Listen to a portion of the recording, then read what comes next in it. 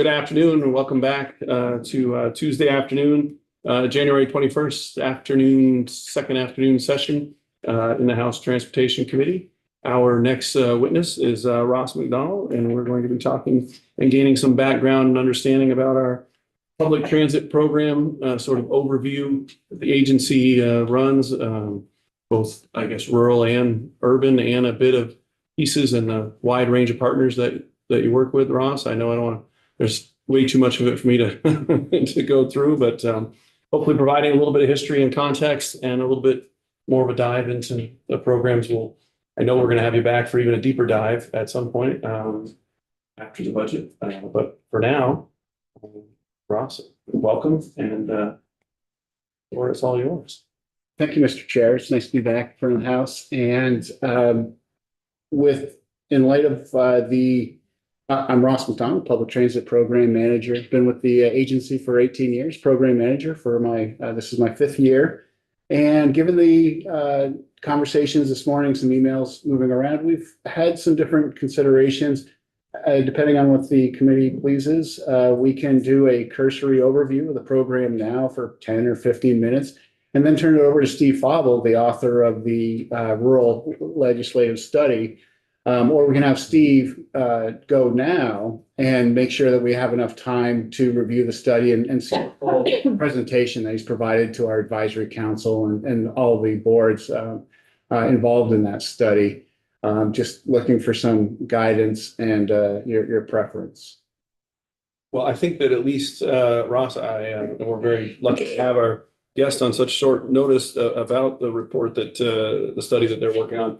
At least a few minutes of how you interact with the various providers, some structure of somehow of how the pieces somewhat fit and or fund to a lesser degree. Otherwise, with 5 new members on the committee, and that's a great way to start right there.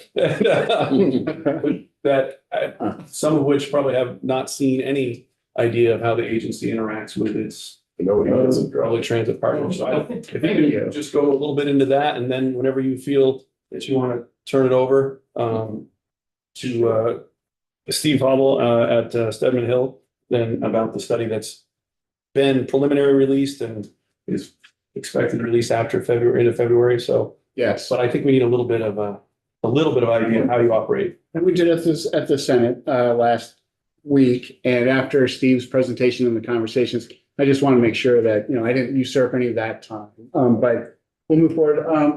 And when we look, I'm looking at my presentation, Jenna. Can you see that, or am I using the wrong screen, or should I share? Are you plugged into HDMI? Yes, HDMI is. Should show your, yeah. It did for a second. Oh. We showed you for a second. Now I guess you. Okay. Plug it back in. So you do have my Bear camera. Yeah. Great. Yeah. I thought you plugged in Jim's computer. Sorry. Oh, there we go. Oh, lost the bear. Turn around and look at it. Yeah, exactly. Well, thanks again. And one of the things today on this cursory 7 slides, really try to identify the specific elements of the program that you would like to hear more about as we move through the budget discussions. It's not unusual for me to be in front of this committee 4, 5, 7 times throughout the session.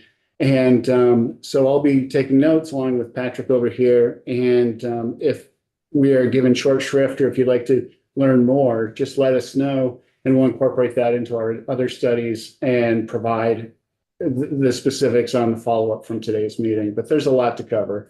And very quickly, just wanted to share the vision of the public transit program. And that is to meet the basic mobility needs of all Vermonters, including transit-dependent persons, access to employment, using the other modes, congestion mitigation, preserve the air quality, promote efficient energy use, advance the state's economic development objectives, safe, reliable, cost-effective, environmentally responsible manner. That's hitting on a lot of areas. And when we go through the funding, you'll see that Vermont has the most well-funded rural transit program in the country. And it's still not enough given the demands and needs out there. And so how much can we invest? What's those return on investments? And what is that sustainable number? Certainly as we're in a post-COVID, post-inflation normal. Put a finer point on that. Our budget is as of last year, about $48 million.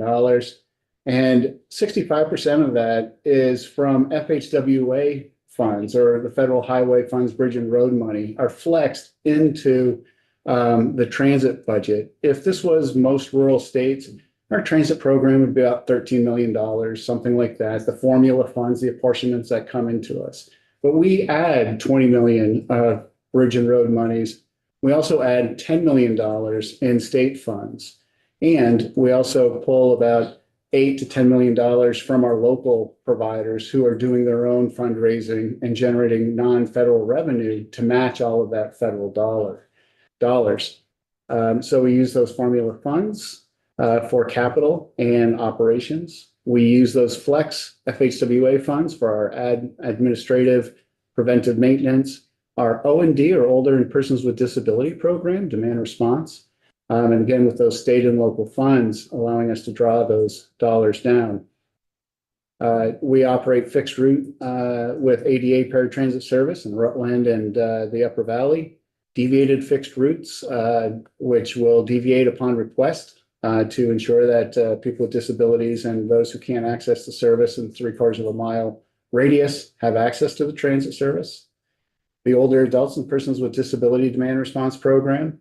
And importantly, in Vermont, we combine that or braid that with the Department of Vermont Health Access, or Agency of Human Service Medicaid program, non-emergency medical transportation. That injects about another $16 to $18 million in funds for additional demand response service. So we have the older adults and persons with disability, the NEMT program, and we just recently added a recovery and job access element to the demand response services as well, just trying to figure out what are the most needs that we can address through these different modes of service. We support intercity service that links folks to Springfield, Massachusetts, and Albany, and the international network of bus routes. We have a one-click, one-call resource for non-single occupancy vehicles or non-SOV vehicles called Go Vermont. That was founded about 15, 16 years ago. That includes all the information on bus routes, the ferries, the trains, automated carpool matching service, as well as 22 van pools that we have serving different employment areas throughout the state. And this committee stood up a mobility and transportation innovation grant program about 4 or 5 years ago. And last year we injected additional federal dollars into this program. That is for transportation demand management, better multimodal use, place making, bike share, those types of projects that we're supporting communities throughout the state. And here's the big program updates. We have some challenges, and then opportunities. We'll move on to Steve. We are incorporating those new federal funds. The carbon reduction program funds for ops could mean $3 million in our transit budget. We've already flexed $2.9 million in for e-buses or the e-Sprinter type category. The bus you see here is that in that general category, and the related charging infrastructure. And we have spent about $1 out of the $3 million that we pulled in from the Carbon Reduction Program Fund for that MTI, or Mobility and Transportation Innovation Program. So out of the $3 million, we've awarded about $1 million in FY25. Microtransit, instead of serving a route, it serves a region. It's real-time on-demand service, meaning rather than having to walk a mile or two to the bus stop, you can call and they will use AI-generated real-time dispatching to put you into their schedule and let you know when they will be there, when you'll be getting to your destination. We have 6 pilots that are ongoing right now. We started a general transit feed specification data set with Google and some consultants in 2017 and is now a national standard for all rural operations to conduct and to provide that data so that Google Maps can read and show rural transit in addition to just what it was, which was for urban use. So we can get into that. The good news there is 13,000 people use it, unique clients every month. So a lot of people are just, when you go to the airport, you want to see where your flight is, when it's coming in. That's that type of information, that where's my bus info. Electric vehicle buses. We were 7 for 7 in awards on the low and no emission bus competitive grant program.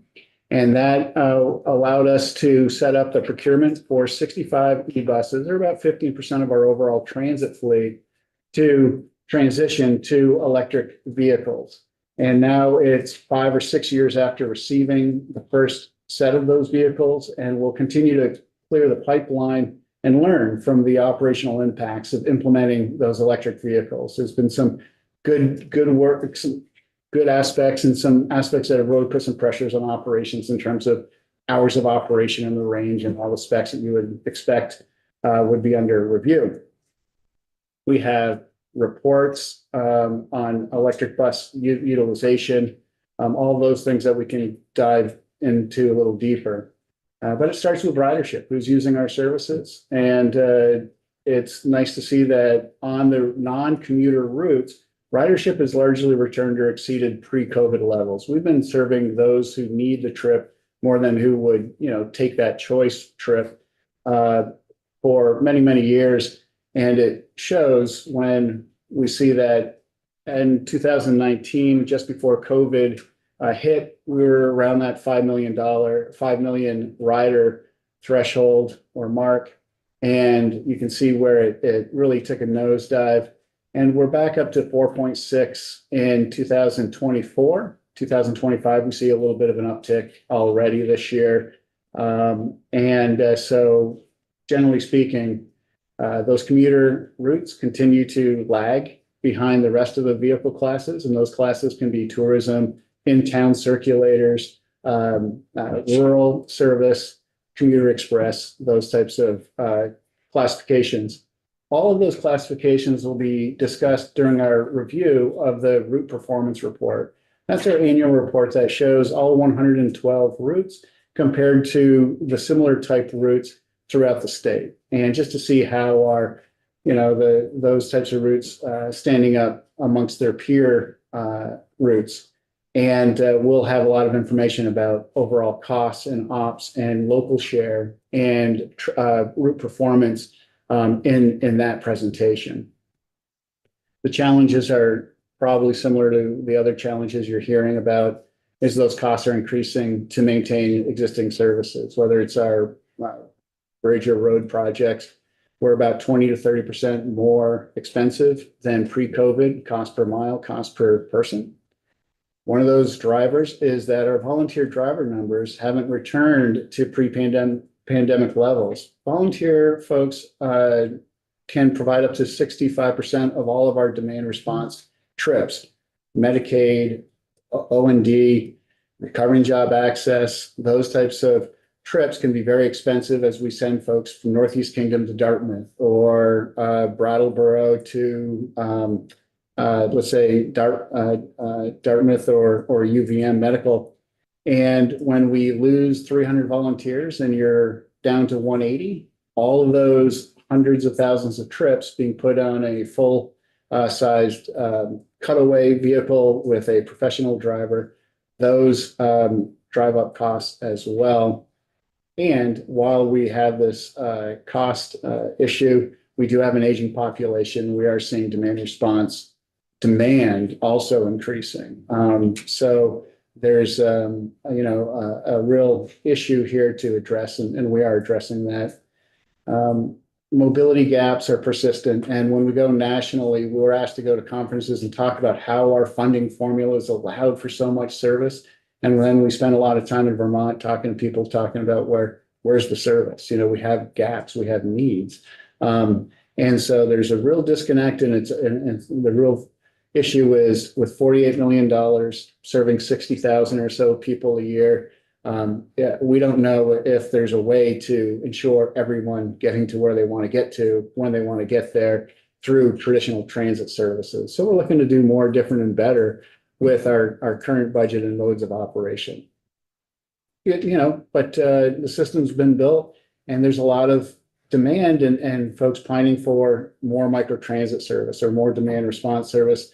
And at this point, we are really trying to seek clarity on what routes are performing well that need to be sustained. What is that cost going to mean so that we can see this post-COVID, post-inflation new normal? And as a result, we're not really looking to pilot a lot more service in 25 or 26 until we get to these answers that I just talked about. And, a challenge would be regional adjustments that are recommended, that are implemented. They require careful planning implementation. When I started, there were 13 providers 18 years ago. There are now 7. With this recommendation that Steve will be talking about in just a little bit, we could be down to 6. And if we have 5 rural and 1 urban provider, it means that we have 1 less management review or 80 hours of oversight to conduct. It means we don't have that set of invoices and grants and contracts and those types of things. So there is some value to the agency oversight and admin costs with a regional adjustment. But the opportunities are many. And right now, Steve is working on our public transit policy and human service coordination plan. It's a combined study. You can't have one without the other. And we're revising our electrification schedule, looking at our O&D survey results, assessing the microtransit role in Vermont. We are also contributing to the transportation equity plan, carbon reduction strategies. We are, tasked with job access, education access. There's a lot of areas that need and require transit services, and we're part of most of those discussions. We are trying to improve passenger amenities, looking at those bus shelters. Can we do placemaking? Can we make them? Can we ensure that those are high quality assets that show a respect and a community support of transit service? And the opportunities to implement that rural regional adjustment. Again, the last thing is we'll just continue to try to align the program and budget for sustainable services and then move from there. So that's a lot. And I'll be providing on the follow-up here, the route performance report, some electric vehicle information. Just invite you to peruse and reach out to my office or Patrick with any requests. Happy to meet offline and bring anyone through any issue that you'd like to learn more about. But for me, I think I will see if there's any questions, and then we'll get right to Steve's presentation on his study.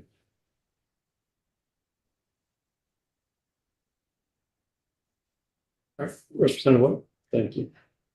Thank you for that. So you talked about a lot of different types of vehicles, and I'd love, can you talk about what vehicles we're talking about? Is this like a Green Mountain Transit bus? Volunteer drivers? Are these cars? Are they vans? Like, what do they look like? What are they labeled? So I have a better idea. Yeah. So our vehicle classifications range from the large heavy duty 12-year useful life buses. Those are the larger ones you see on the Link Express, and the heavy duty buses that are operating in Burlington. 65% of our fleet are cutaways, or the smaller vehicles. Those can be 5 or 7 year, 150 or 200,000 mile vehicles. We also have transit or sprinter type vans. Those are replacing some of our cutaways as they're less expensive, they're easier to maintain, and they seem to be working better over the course of 5 or 7 years than a cutaway that is coming off a chassis rebuild. So we have leaks and we have issues with the cutaway class. Then some of our providers do purchase sedans to use for some of the demand response services. Volunteer in a driver in a sedan to provide some of those NEMT or non-emergency medical trips and the OMD. So those make up the overwhelming majority. We have some vehicles for plow trucks and, those types of things for facilities management vehicles as well. But for our operations, those are the big categories. And what does the brand say on the outside of the car? I mean, is it like Green Mountain Transit? Like what are we seeing Yeah. from the vehicles on the road? So we have 7 regional providers. We have Green Mountain Transit Urban and Rural. So you would see Green Mountain Transit in this area up there. RCT is in the Northeast Kingdom, and they've done a rebrand. That's Northeast Kingdom all the way through Lamoille. We have Advanced Transit. They're in the Upper Valley in a very small area, but they run service for both Vermont and New Hampshire. So that's a really unique bi-state organization. We move down to Southeast Vermont Transit, or the Mover. Those are the cow spotted vehicles that you may see. And they've done a really nice job of branding their vehicles. The Green Mountain Express is in Bennington, and they use large wraps and Vermont scenes. Then we have the bus, Marble Valley Regional Transit District, and that's in the Rutland area. They use 30-foot larger buses, but not 35-foot buses, and so a little bit of a nuance there. But that's the thing. We have these regions. When I came to the state, I said, "Well, let's just all brand them Vermont Transit, put those spots on them, and we got a statewide brand." Well, the local providers have some real equity built up with their boards and with their brands that they use to generate regional dollars. And so it's just not quite as easy as I thought when I was in my 30s, and I'm in my mid 50s, and I'm learning. And so we do have those disparate brands throughout the state. Thank you. Representative Pouch? Yeah, and just to sort of tag on, there are volunteer drivers who use their own vehicles too, so you wouldn't know. Most. Yeah, Yeah, I'm sorry. Yeah, and I forgot, the board that you sit on, Representative Pouch, is Tri-Valley Transit, Middlebury, Bradford, and Randolph regions. But yes, the overwhelming majority of our volunteers do use their own vehicle, and we've tried to, provide like magnetic signs or whatnot. But then they mark the car, and then we're paying for that type of stuff. Also, it could display some vulnerability. And so at this point, we're generally relying on the individual vehicle. They're reimbursed 67.5 cents a mile rather than an hourly rate. And that's a mileage reimbursement that doesn't count against their income if they are receiving disability or pensions and retirement funds. So that could be a way to generate some extra dollars that doesn't affect their own income profile on their 1099s. Representative Welch? How many passengers those carry in all those different sizes, starting with your biggest? About 35 to 40 on the largest, going to about 30 on the 30-foot. The Tri-Valley Transit larger cutaways can be about 20 to 24. Smaller cutaways, those can range from anywhere from 13 to 24, and they could have 1 or 3 wheelchair placements. And so that changes the configuration of the seating capacity. And then on the Sprinter, about 6 or 7, it's usually 2 or 3 people with 1 or 2 wheelchairs on those vehicles. And then the rest of the sedans, where we try to get at least a few folks in for those demand response services. We pick up 2 people going to the same location. That's really the secret of efficiency in that realm. Thank you. Can I ask a question about GMT specifically? Sure. So just kind of in the vein of challenges, I've been hearing from constituents, and I know we have a committee. I've heard from other members and advocacy groups representing older Vermonters and others about concerns with the GMT service cuts that already happened. Could you just speak a little bit to kind of what the status of those cuts are, and if there's any possibility of kind of mitigating the impact of those cuts or preventing further cuts? We've been mitigating those cuts every year that we work with GMT and all of our providers.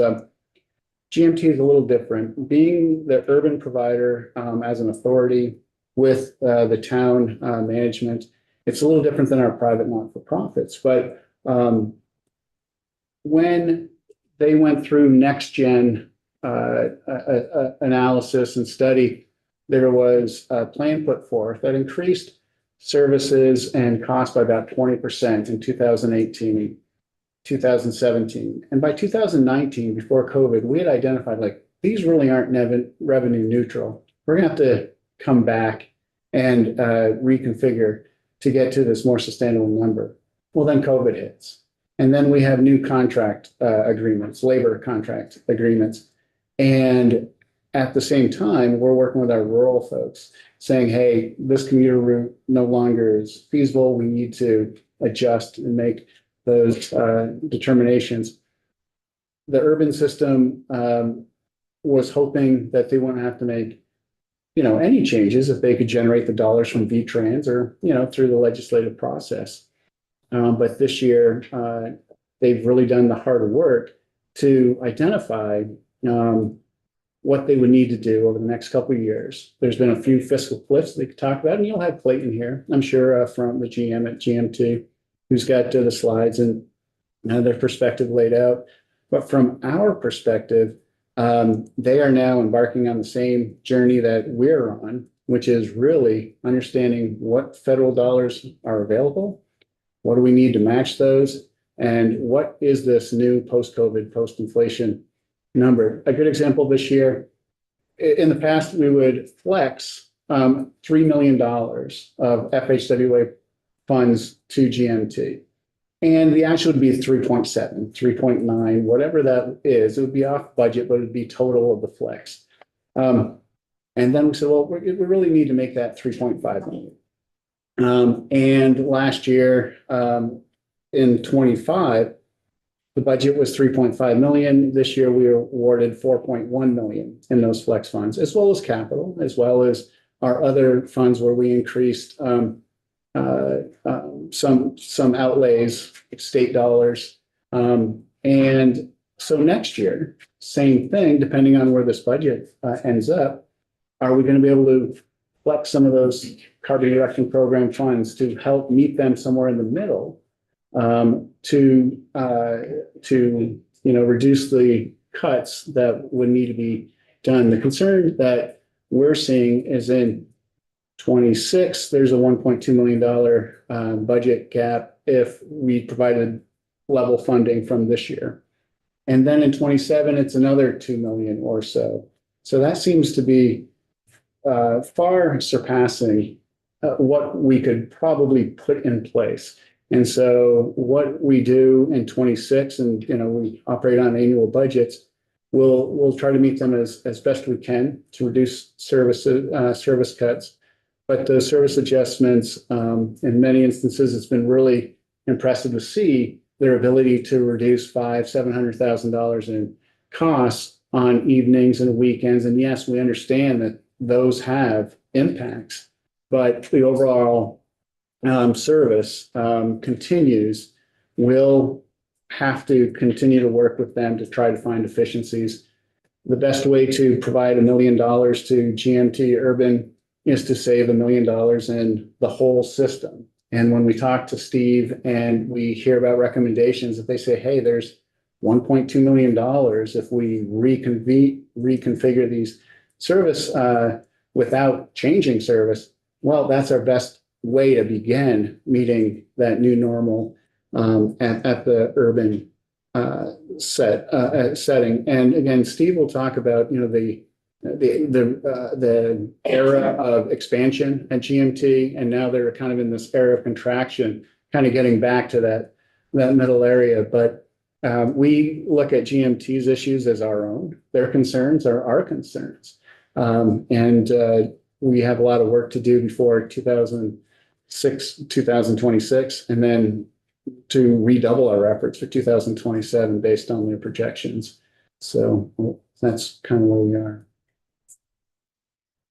Anybody else? I think time-wise, we want to hear from our guest, our additional guest, our, I guess, consultant that was asked.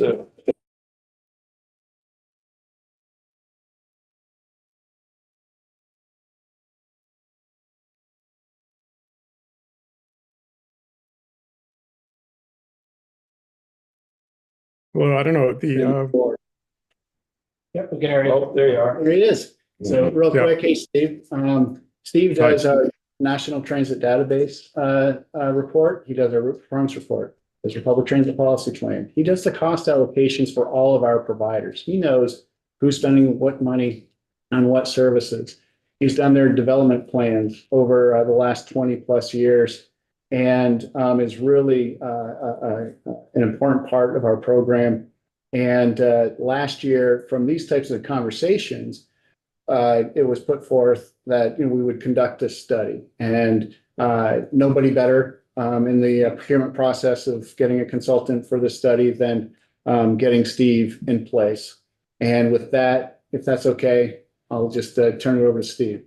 I'd just like to add, Steve, I really appreciate your being available so quickly and for your work and for joining us, especially as a response to members' concerns with all the issues that are going on right now. And I appreciate your real quick turnaround to be available. So thank you for joining us.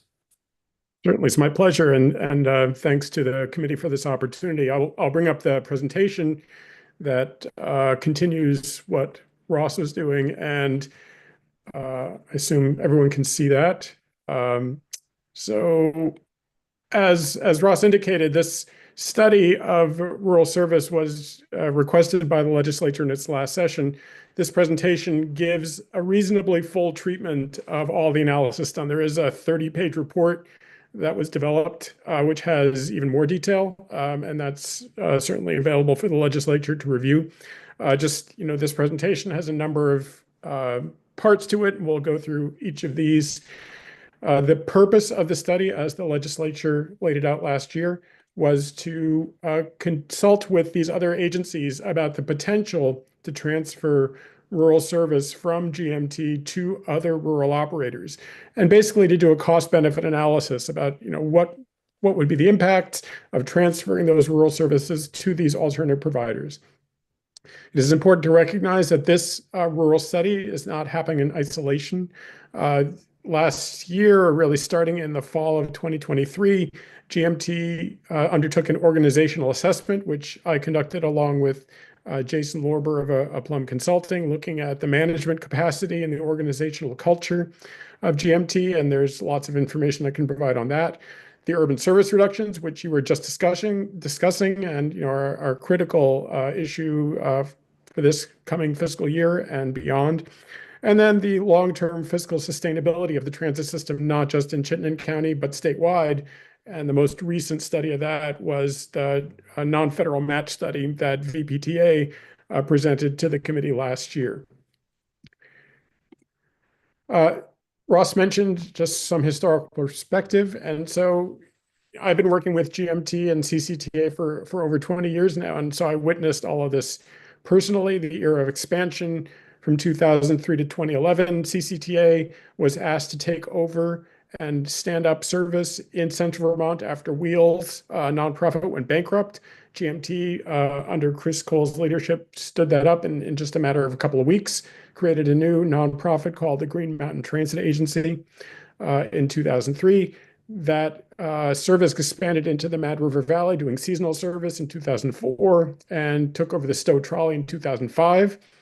Link Express services began in 2003 to 2006, connecting first to Montpelier, then to St. Albans and Middlebury.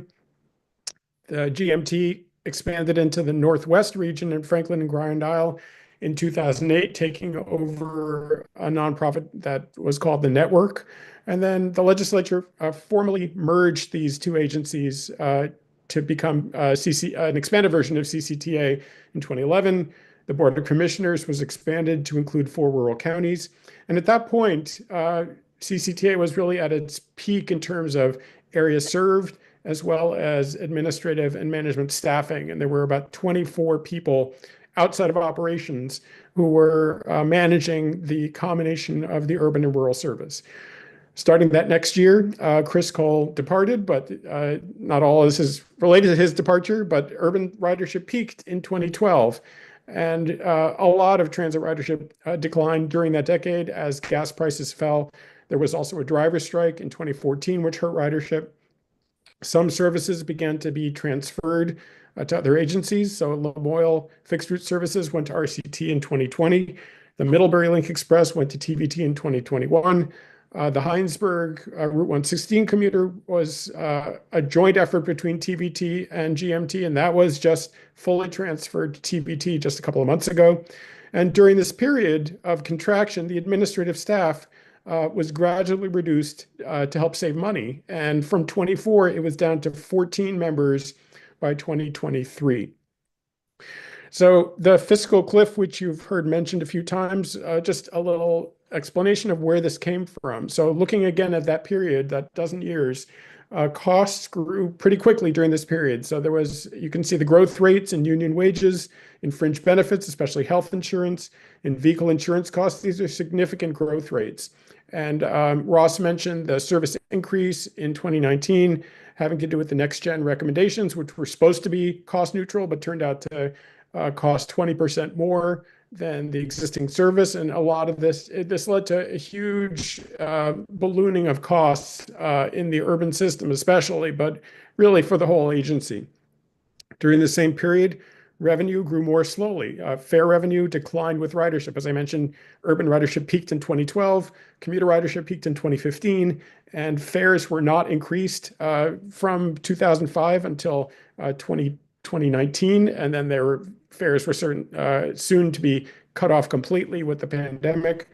At the same time that fare ridership was decreasing, the GMT board limited the growth of municipal assessments to about 3 to 4% a year. And costs, as you can see at the top of the slide, were growing faster than that.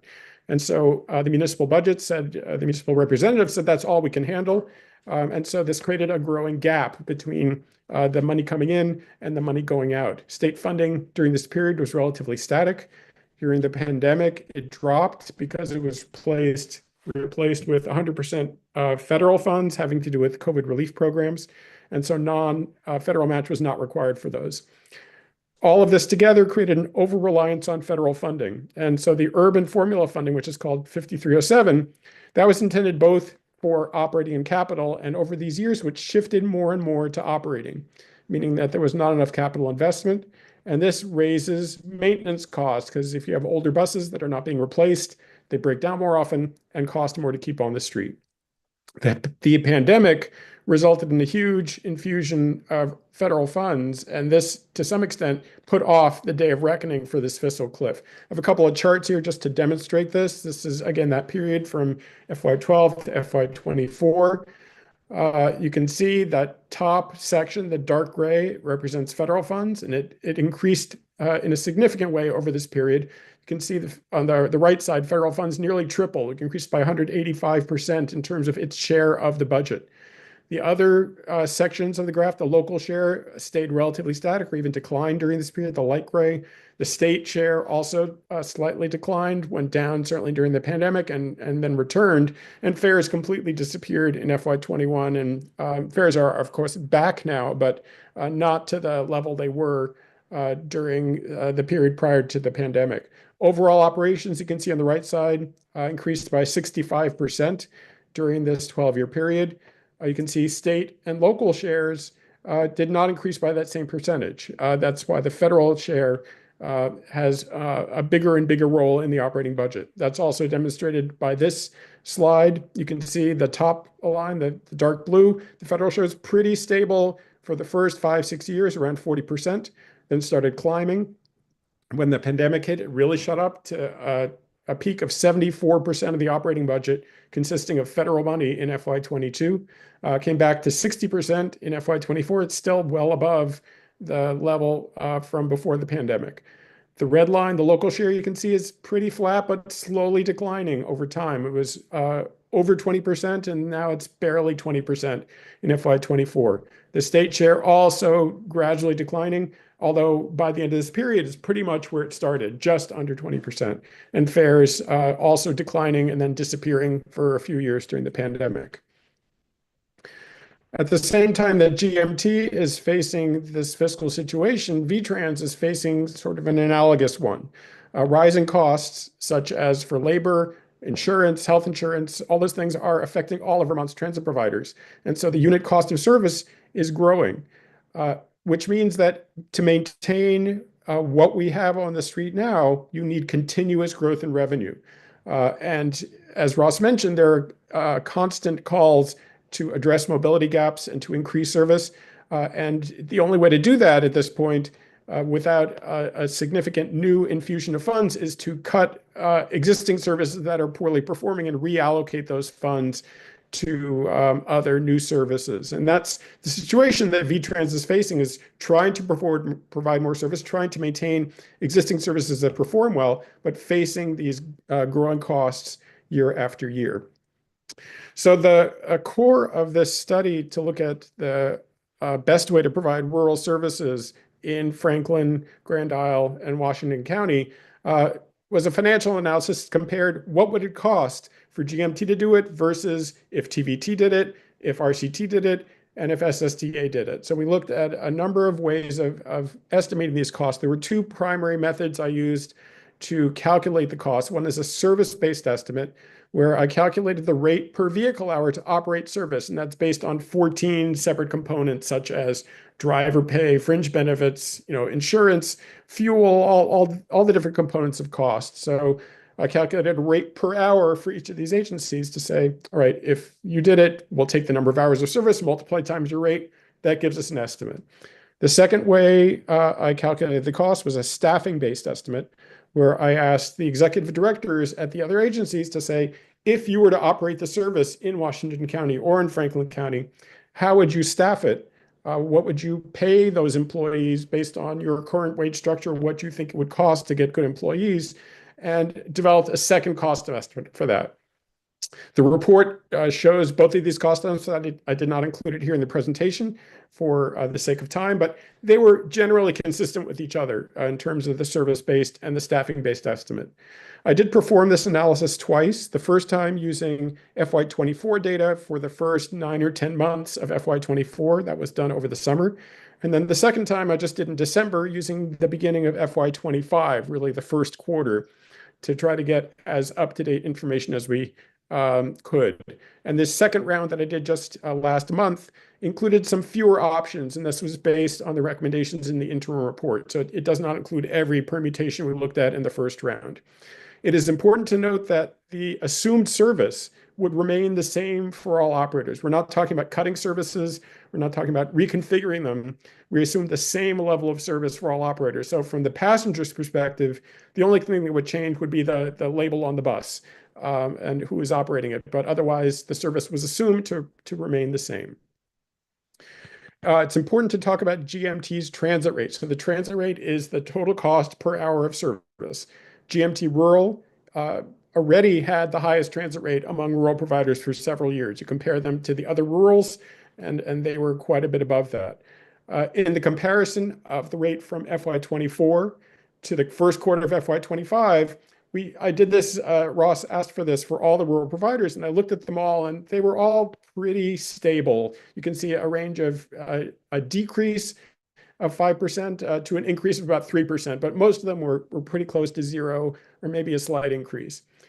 In contrast, the rate for GMT Rural rose by 14% or more, and some initial calculations had it much higher than that, but I'm continuing to work with GMT staff to make sure that the numbers are as solid as possible. But at this point, my best estimate is that costs have gone up by about 14% in FY25 compared to FY24. And some of the main reasons is that GMT has hired additional staffing to address the lack of administrative capacity. You might remember they had dropped from 24 staff members to 14 staff members without cutting all that much service. And this came out in the organizational assessment that the GMT staff members were stressed out. They felt like they couldn't keep up with the work. And so GMTs tried to address that by some additional hiring. That's great for managing the service, but it does raise the cost. Also on July 1st, a new collective bargaining agreement began for the rural area that included generous pay increases. And in addition to raising the pay for drivers, supervisors were given a premium 15% over the driver rate to establish that the supervisors have a different kind of job and should get paid more for that job. Again, that raises the overall cost. There were some other factors as well.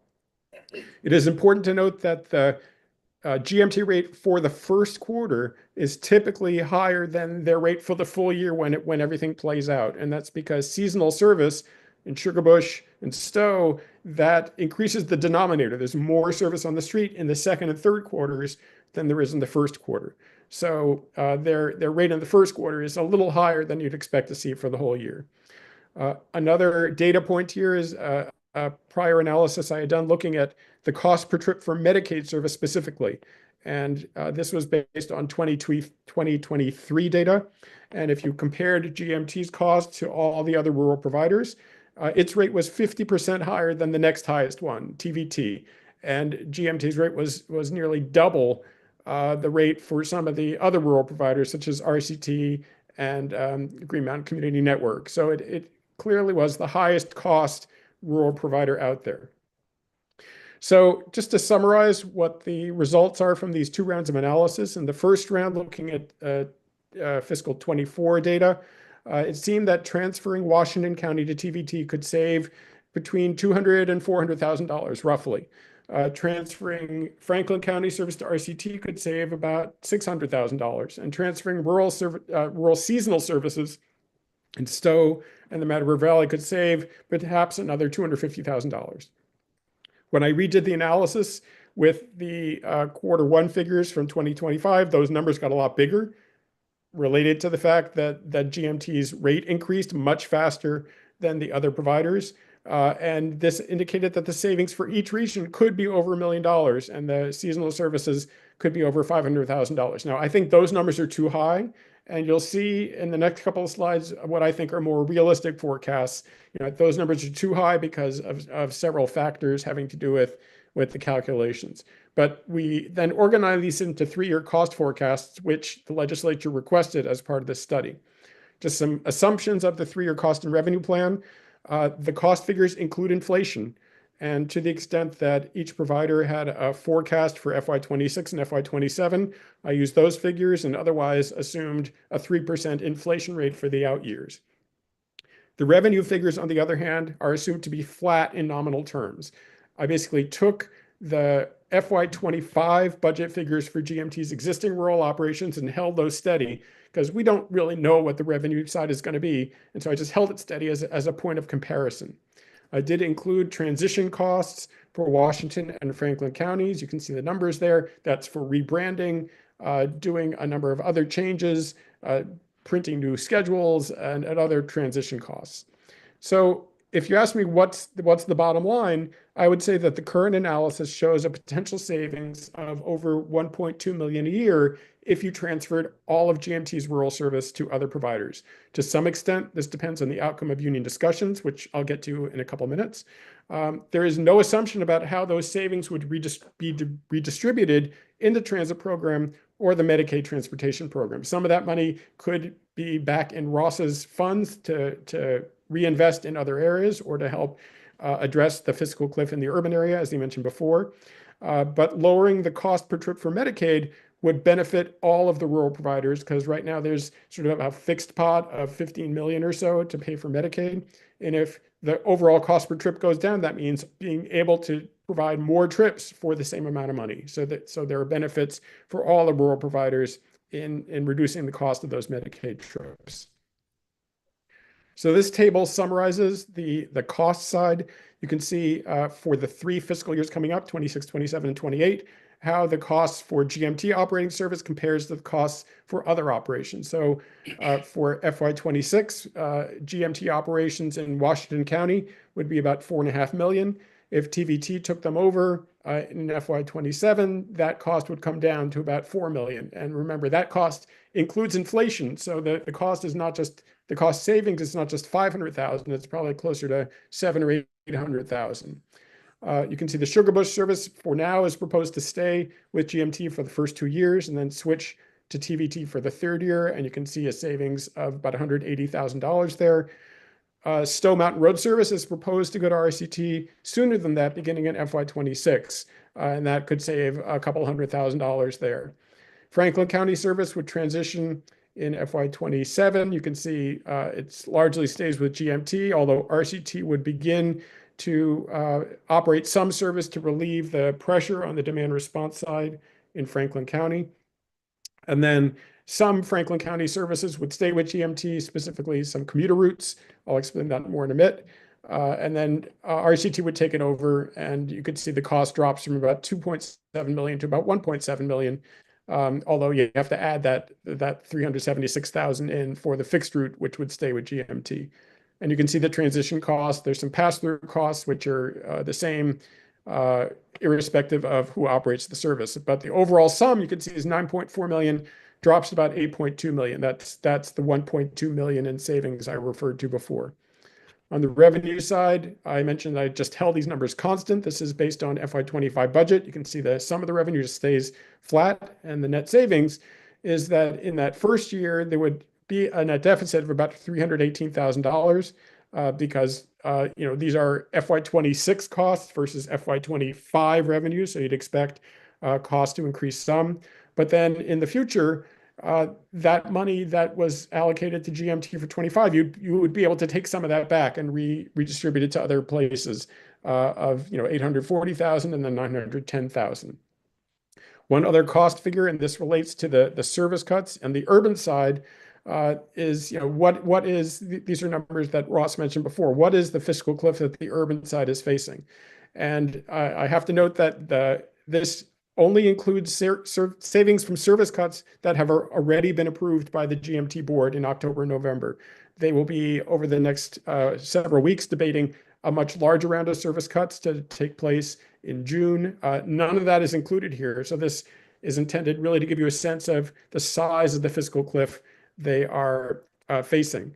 That second row, that 360,000 reflects the fact that if rural service is taken away from GMT, some additional administrative expense would be shifted over to the urban side, and I'll explain that more in a minute. But anyway, you can see the bottom line there, a $1.1 million deficit in '26, going up to 3.7, and then over 4 in '28. And I'm sure the discussions with Clayton about service cuts will revolve around numbers like these.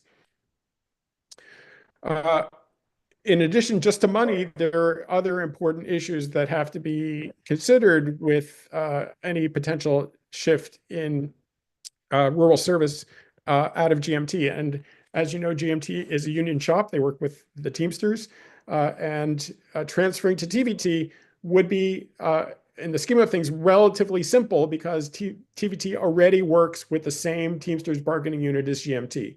The Teamsters have come out against all of the service transitions, but they said, well, we probably can work things out with TVT, although we'd rather things stay the same. Contract provisions are not exactly the same between TVT's contract and GMT's, and they would probably equalize over time. And this has a potential ripple effect back for TVT, because if they end up paying GMT's rates, then the rest of TVT's drivers would probably see similar pay increases. But that might happen anyway, whether or not the transition happens, because the Teamsters would say, well, GMT's paying this, TVT, you should pay that too. It must be noted that RCT and SSTA drivers are not unionized. And it is almost certainly the case that the Teamsters would work hard to continue a union presence in Franklin and Grand Isle. Some RCT and SSTA drivers do not have commercial driver's license certification, CDL, and this is not needed if you're driving a vehicle that can carry 14 or fewer passengers. And a lot of the service in Franklin County is demand response and never carries that many passengers. So a lot of that service can be done by drivers without CDL.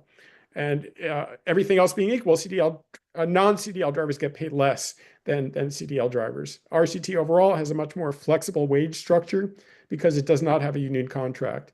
And just for reference, the average RCT driver wage is currently about $3.50 less than the full-time non-CDL wage at GMT that's stipulated by the union contract. So there is a gap there, but it's not a massive gap in terms of the wages paid by the two agencies. It has to be noted that nothing is preventing the Teamsters from trying to organize drivers at any rural transit agency right now. And they have made efforts in the past, probably at most or all of the agencies. They've been successful in some cases. They unionized Green Mountain Community Network a couple of years ago. As I mentioned, they already have TVT and GMT. They are certainly, planning to organize drivers at Marble Valley, and probably eventually on their agendas try to do them all. And so their efforts there would not be affected one way or the other by transferring rural service. But it has to be recognized that handling the union relationship in Franklin County may be the greatest challenge in any potential service transition. Just a minute on facilities. A new facility is really needed in Washington County. It's the current facility on Route 12 is prone to flooding. It's flooded twice in the last few years. Had a major flood in 2011, and then a couple of floods in the past couple of years in those summer floods. VTrans has obtained just under $5 million in federal funding to help pay for a new facility. GMT has done some initial planning work, but progress has been slow. The overall scope and size of the facility is not defined. And there's some considerations here because if GMT were to retain rural service and were to build the facility somewhere near Berlin, it would probably be a large facility that included heavy maintenance, and it would cost over $10 million because it's expensive to transfer all the vehicles from Washington County over to Burlington to do heavy maintenance, and they don't really have the capacity there anyway, since those garages are taking care of the urban buses. If TVT, on the other hand, were to build a facility and also obtain funding for a new Randolph facility, because its main Randolph facility needs to be replaced, it's an aging facility. If TVT gets that funding, then it could potentially make do with a smaller facility in central Vermont without heavy maintenance, because it's only 22 miles from Berlin to Randolph. It's not, it's about half the distance compared to Burlington, and it could potentially do all the heavy maintenance needed in the Randolph facility. In Franklin County, the current leased facility at St. Albans would continue to be used no matter who operates there. So just we're beginning to wrap up and get to the conclusions here. What are the impacts on GMT of potentially transferring rural services? The organizational assessment that I mentioned at the beginning found GMT staff to be stressed and lack the resources to manage both the urban and rural services effectively. Rural service is much more complicated than urban service. Yes, urban service is big, a lot of people moving, a lot of buses, but in the rural areas, you have multiple demand response programs, as Ross discussed. You have a volunteer driver program, you have micro transit services, you have seasonal services, you have multiple subrecipients. I mean, the Medicaid program on its own is really a bear to manage, and that's really just on the rural side. Urban costs, as I mentioned before, would rise. As overhead that is now shared with the rural side would fall completely on urban. And it's important to recognize that cash flow would be an issue on the urban side, because right now VTrans makes upfront payments to all of its rural operators. GMT gets that for its rural operations, and that helps ease the cash flow for the entire agency, as opposed to GMT's direct payments from the Federal Transit Administration, which are done on a reimbursement basis, and sometimes there are delays. And so GMT would, if absent some other accommodation, would have to probably get a line of credit or something to avoid cash flow crunches. Further impacts, the Board of Commissioners would change if the rural service is transferred. It could revert to the prior CCTA model with commissioners from the urban members, but it also represents an opportunity to reconsider that board structure with greater representation. This could be a study in itself. What is the optimal form of the GMT board? And it is an opportunity now to consider whether it makes sense to have other representation besides just the urban rural members. Interregional commuter routes would also change. As I mentioned, the Alberg and Richford commuters, which are GMT rural, could merge with the St. Albans link and become essentially an urban route with a one-seat ride all the way into Burlington. The Montpelier link would be a joint operation between GMT and TVT, and there, in general, will be less commuter services operated at Burlington. So finally, the recommendations. Overall, the recommendation is that an all or nothing approach to rural service makes more sense than a partial transfer. If you transferred only one of the two rural regions, this would not appreciably reduce the administrative and management burden of the many rural programs, especially Medicaid. All that complication would not go away if GMT, say, kept Franklin and shed Washington. There was still all that burden on the administrative staff would remain. So ultimately, in this study, the recommendation is to transfer those rural services. And there are two main reasons. One is to allow GMT to manage its urban service more effectively. That urban service carries half of all transit riders in the state. You saw before about 4.6 million in statewide, and 51% of that is in Chittenden County. And those riders deserve the focus and attention of GMT staff to make that service as high quality as possible. The second main reason is it will reduce costs in rural areas, and this will benefit all rural providers, as I mentioned. VTrans will have more money available to support other rural operations, and VBTA will have more Medicaid funds available for all the other rural providers. It's recommended to take the Washington County service, transfer it to TVT because of their experience with the union. They're an adjacent agency, and to take the Mountain Road Shuttle, transfer that to RCT, which operates all the rest of the service in Lamoille County. Take the Franklin County service, other than the commuter routes, that would go to RCT. And to take the Albuquerque-Richford commuter routes, keep that with GMT. You notice that I haven't talked about Grand Isle here very much, and the reason is because Cider, which operates almost all the service there, would remain in place. It would keep doing what it's doing, which is very well respected, and it would just work with RCT as its grantor rather than GMT. And the other Grand Isle service is the Auburn commuter, and that would stay with GMT. How would this timeline work out? The recommendation is to transfer the Mountain Road Shuttle next fall. RCT could begin to operate some demand response service starting in FY26. The full transfers of the rural regions would be at the start of FY27 on July 1st. If feasible, transfer the seasonal service for Sugarbush a year later, just to allow TVT some time to absorb the rest of Washington County before it takes up seasonal, but it's not clear that that's feasible. The Franklin County commuter routes will be restructured at the same time, and then arrange for new subrecipient agreements with Cider, Community Rides Vermont, and SSTA by beginning of FY27, so that no rural funding flows to GMT. And that's what Ross was referring before, to have one fewer agency that VTrans has to do oversight on. The implementation steps, this GMT submits its report, which includes all of this analysis, to the legislature this month. The boards of all three agencies have already met on this. I presented this to them. They've all voted. The TVT and RCT boards voted pending further analysis and due diligence that they're open to the idea of transfers.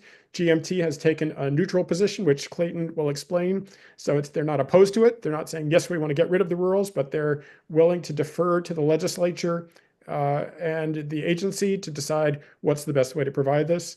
And so the legislature really needs to take action on this during the 2025 session to decide which direction you want to go.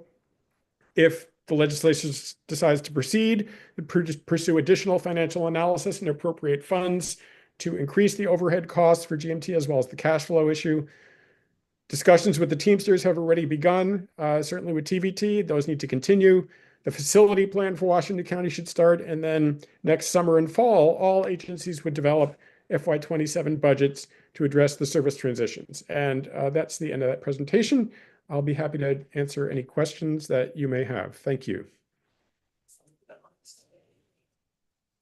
Well, my first reaction, thank you very much, Stephen. That's a lot to take in, and the final Yes. report isn't due for a couple more weeks, right? February, early February. Correct. So that's a preview, and I'm not sure what will or won't be adjusted and changed in pieces from there, but my initial reaction that is a lot to take in.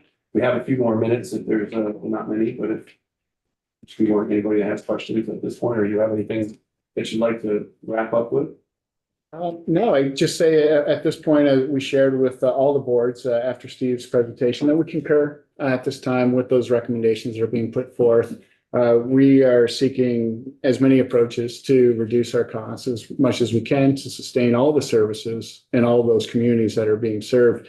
We're not so concerned about the label on the bus. It's really how many buses and how many hours of service can we put out there to meet the needs. We'll continue to work with boards. And when we talk about due diligence and next steps, just very quickly, we've never had this level of study before going through the other transitions. We had a fiscal crisis, we had, operational issues, and we're really forced into these things. This has really allowed us to take a step back. And between now and the end of this fiscal year, we would be taking those steps to identify the true implementation plan. Each provider, we have MOUs, we have to-do lists from other transfers that we'd bring to bear and work through this specific set of transfers. And so there's a lot of work to do, but we've done it before. Representative White was up first. I have a couple questions. Thank you. So on the rural study that Stephen just went over, Stephen, you pointed out that with the Teamsters, if the transfer were to happen, likely one of the new TBT or RCT would become unionized. Have you looked at the cost savings, assuming that the labor savings will not happen if following through on that assumption that they'll probably become unionized and there won't be any savings? So that's one question. My other question, so we're talking about TBT is Tri-Valley Transit, Mhm. and RCT is Rural community transportation. Rural Community Transportation. So they're all both in Vermont already. Oh, yes. And my last question is fares. My experience in the Mad River Valley with Green Mountain Transit, it's always been free. I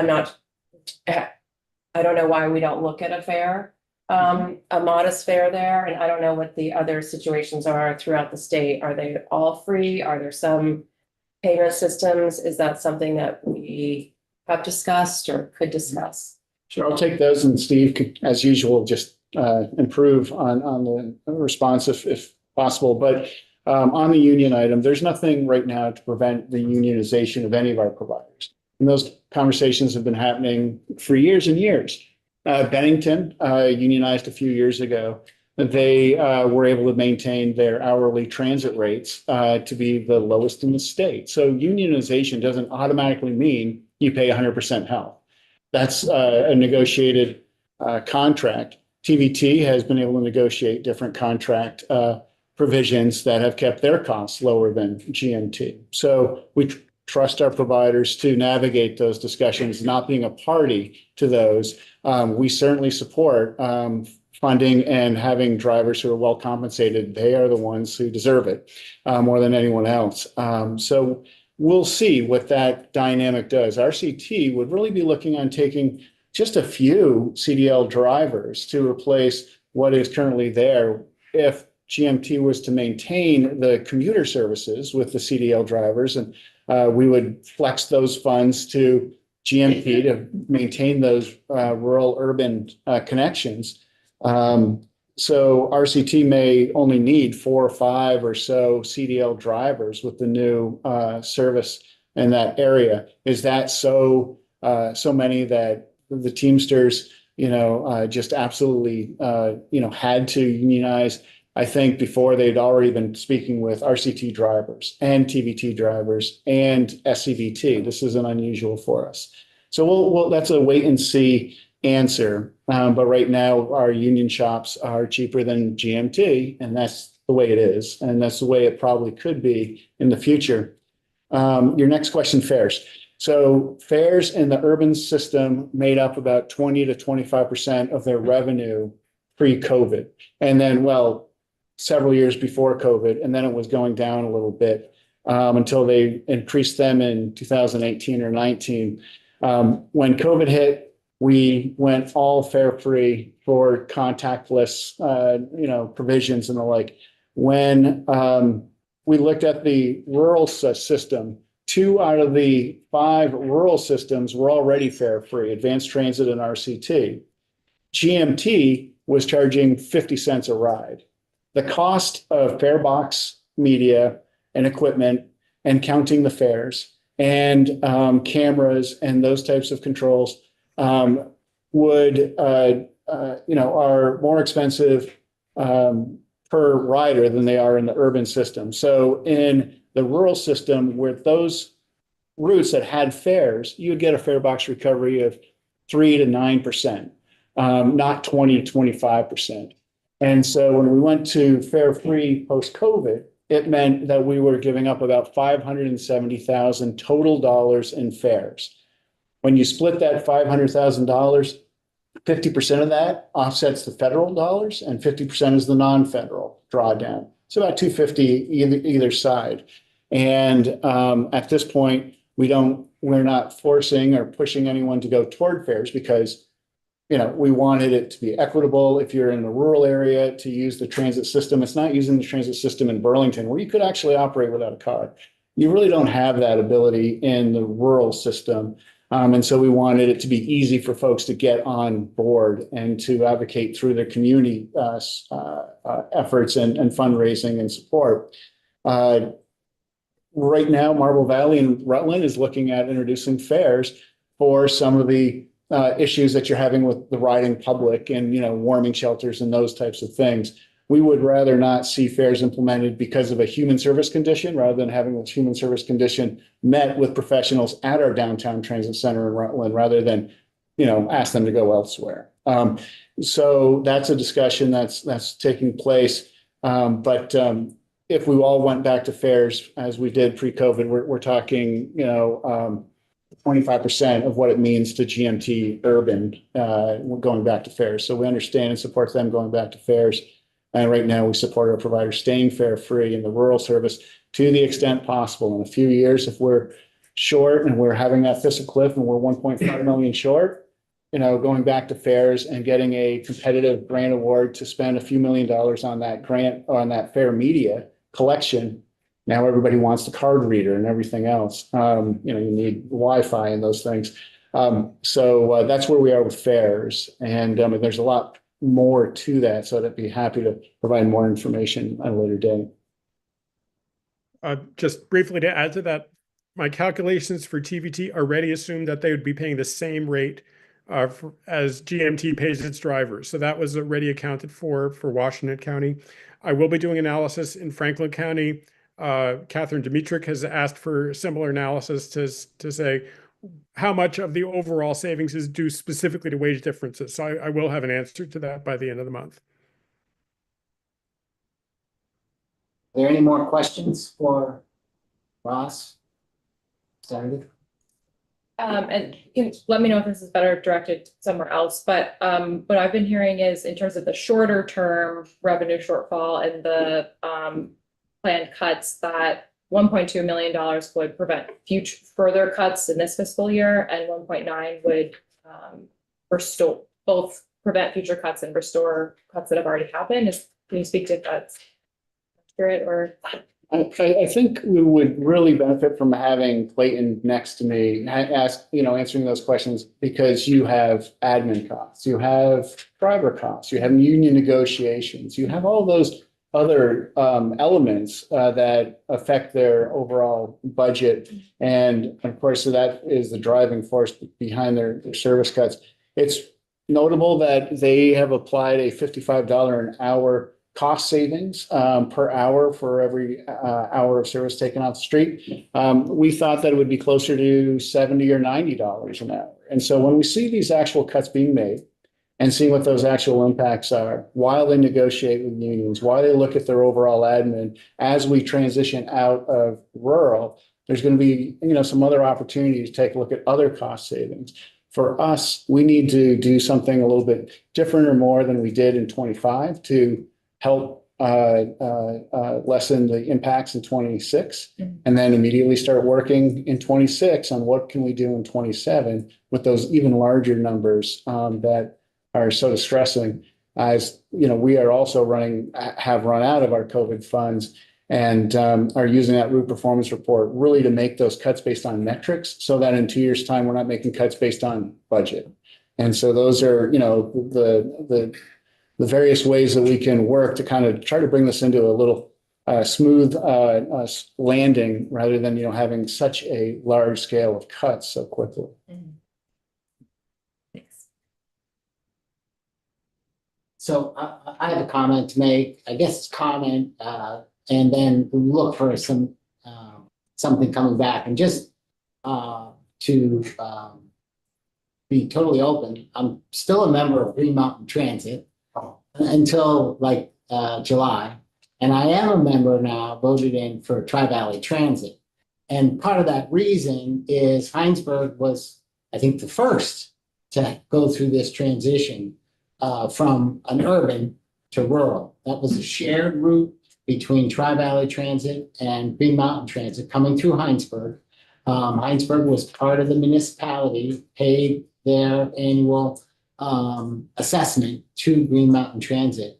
And the decision was made to transition to Tri-Valley Transit. We got the same amount of service. And I recommended that Heinsberg do that for a couple of reasons. One was I think Tri-Valley Transit has more flexibility and maybe could, you know, maybe add a stop or two. Plus, I think the complete route from Middlebury to Burlington and back versus just a partial route from Burlington, Heinsberg and back just adds to the service. And I think we started in October. We're seeing some increase in use. We'll have to see. 28%. So yeah, so there's been an increase, which is good. And the cost now, Tri-Valley Transit can't assess Heinsberg. They can only ask for an amount, and Heinsberg this year decided to give them a little less. So Tri-Valley Transit has to make up that difference. So it's a different type of challenge. I certainly am encouraged by the looking at this approach and perhaps urban service pulling away from rural service, you know, is more efficient. I think by the numbers, it's more efficient. But I mean, there's a couple of things. Tri-Valley Transit taking over Washington County, it's a big increase to Tri-Valley Transit, like 50% increase. So that's a little, I'm speaking for myself, a little scary for, you know, that organization. And there was that, we talked about the union and how they, you know, all that will sugar out, we don't really know. I certainly would expect, again, I'm speaking for myself, that Tri-Valley Transit's admin costs, general admin, finance, and all those things that are happening in the background have got to go up some to, you know, incorporate this.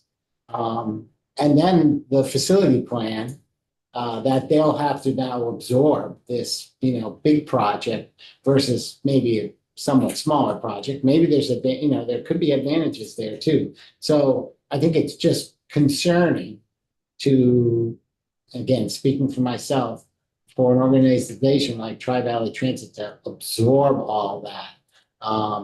And I think the total, Steve, was 150,000 in costs associated with the transfer. I think you had that in your budget. And again, speaking for myself, been in organizations that have bought businesses and it always looks good, but there's always a lot of additional costs associated with it. So I would say, you know, we look at these and we move forward, but I think the transitional costs will be more than just putting new silk screens on the buses. They'll be, you know, somewhat, it'll have a good impact for these urban providers.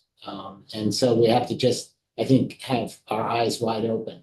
And 1 second, Steve, any comment on that or? I think those points are all well taken. I mean, the transition costs that I had in there did not include like additional personnel to manage the finances. That's built into the operating costs, not the transitional costs. But yes, I mean, this was based partly on TVT's absorption, or really Actors' absorption of Stagecoach back, during the mid-teens. Jim Moulton has experience doing that. That laid the groundwork for some of this analysis based on what the costs would be. TVT's board has heard all this to say, well, we're up for the challenge. Jim Moulton's up for the challenge. It certainly will be a challenge. No one's minimizing that. RCT's board has said the same thing, that again, pending due diligence, we're up for the challenge. So this is really a unique opportunity where the stars may be aligning to allow for this transition, which could have benefits for everybody. And it's true. Transitions of regional responsibilities haven't resulted in significant cost savings to date. There's no question. This is a little different. We have the highest cost provider moving to one of the lowest in RCT. That's significant. Also, TVT, we've always thought in the last several years with this new structure that they have, the regional managers and the regional outreach people and Jim Moulton, that there's some capacity there. And like, hey, Jim, your overheads are pretty high. That could really help, lessen the need for more admin. But I don't know. And I would hate for me to be, on the record saying 1.2 should happen. It's 2 million, even with Steve's calculations, maybe 1.2. But we would do this if it was revenue neutral. We have community outreach plans at TVT and RCT that GMT just doesn't have. We haven't seen a community reduce the level of support to a provider outside of the GMT region. I think that's due to a paucity of a community outreach program. So to move those outreach and to remind your communities and to be at those communities could be beneficial regardless. But when we hear about Heinsberg or Berlin or Montpelier reducing service, there's that one element that binds them all together, and those are GMT service areas. I haven't heard that in the other regions. So I recall that when we get this lump sum from the federal government, that there is a specific amount earmarked for Green Mountain Transit because it's an urban provider. Yes. Okay. So is that lump sum now going to be reduced considerably because you're sloughing off, cutting a piece of the pie and giving it to all of these rural providers now? And do you know what that amount will be if you get rid of all these other things and give some to TVT and some to RCT? What is that core amount that will go to Green Mountain Transit specifically for federal recognized urban busing? So I was just going through the budget committee with this morning. VTrans budget committee. And so the answer is the 5307 program and those apportionments direct to urban 5307 entities should not be used for rural. The 5311 programs that we receive in VTrans for the rural service should not be used for urban unless they get letters from the governor and the secretary is assuming, everything's being met. So there will be no appreciable change to the apportionment. There will be no change to the apportionment. The difference therein is that, hey, we're spending this much money in GMT urban that covers some of their management on the GMT rural side. That's that $360,000 item that they were bringing out saying, if we were to keep all of our managers and lose rural, we want to be able to allocate that percentage of our management to GMT urban. And so there'd be that increased cost for the current structure managing urban and rural. Once they go to urban in 5307, and even though they get their $4 million plus from the apportionment, VTrans through our FHWA money and our state funds are still contributing 50% of their overall budget from the public transit budget at VTrans and through the FTA. So we look at it as this would once and for all ensure a bifurcation of rural and urban, and that there wouldn't be this cost shifting concern that FTA and others, have when they see an entity providing both services with the same managers, using two different pots of money. They need to. So this would ensure, to our auditors and our FTA folks that things are truly urban or rural with no blending. But they're still gonna get the same pot of money for the 5307. Yes. 5307, There's a- pot remains the same. There's a big caveat, Representative, and that is small transit intensive cities or stick factors are provided. Yeah, here we go. Are provided based on efficiency. GMT and Burlington are amongst the top 12, 13% of all cities of that size in the country receiving the benefit and the dollars from these factors because of our contribution and state funds and the flex over of FHWA. They have the hours of service, they get the ridership, and they have the other metrics that allow them to pull in $600,000 per factor. If they were to continue to cut services, there could be an issue on the rural urban side where they could lose a stick factor if their hours of operations go down a certain level, if their ridership goes down. Steve is going to be working with GMT to identify those impacts when they look at these cost reductions. That isn't funds, those aren't funds that we control, but they are ones that we contribute to with our additional funds. They're not funds that we give for the rural side. Right, but if they get rid of the rural portion of this stick, That's not it's not a stick. no, stick is just It's- intensive city, small cities. And so what they do on the rural side doesn't contribute to Okay, so that they're- calculation. So they've never considered the ridership in the rural areas towards their urban Green Mountain thing. Correct. In Burlington. We do have, the Link Express going from Okay. urban to Right. all of that. Okay. That just Okay. can't stop. Yes, it's my understanding that under the GMT, which is a municipality, the rate that is charged to the municipal share is fixed right now. And so it seems like, I know my town of Shelburne would actually like to pay more Mhm. in order to get more. And we're not allowed to.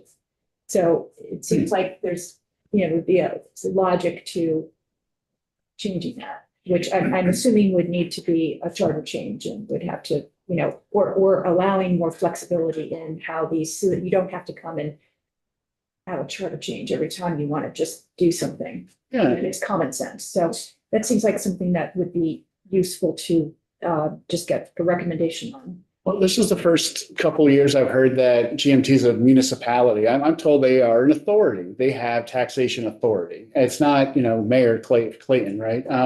But as a taxation authority, I don't know if they need to change their charter or they can do this on their own, where they could say, hey, we will accept additional funds for additional services like we have in place with so many of our other communities. So the recommendation would be certainly to allow those communities who can and who want to contribute more to support the services and do so. But because of that taxation authority, they have the authority to set the revenue, and that there's that agreement that won't be more than 3 or 4% a year. Those are the guardrails and maybe the thing that's preventing Shelburne or your community coming in with more dollars. But I would certainly support those. We have some communities that have the ability to pay a little bit more than others, and in the rural side, we do not do anything other than ask for as many dollars as we possibly can and provide the value and the return on investment with those metrics we provide during town meeting day. Excuse me, as far as I know, there is no restriction on the members paying over and above their assessment. And Burlington pays additional money in lieu of fare revenue on what used to be the College Street Shuttle.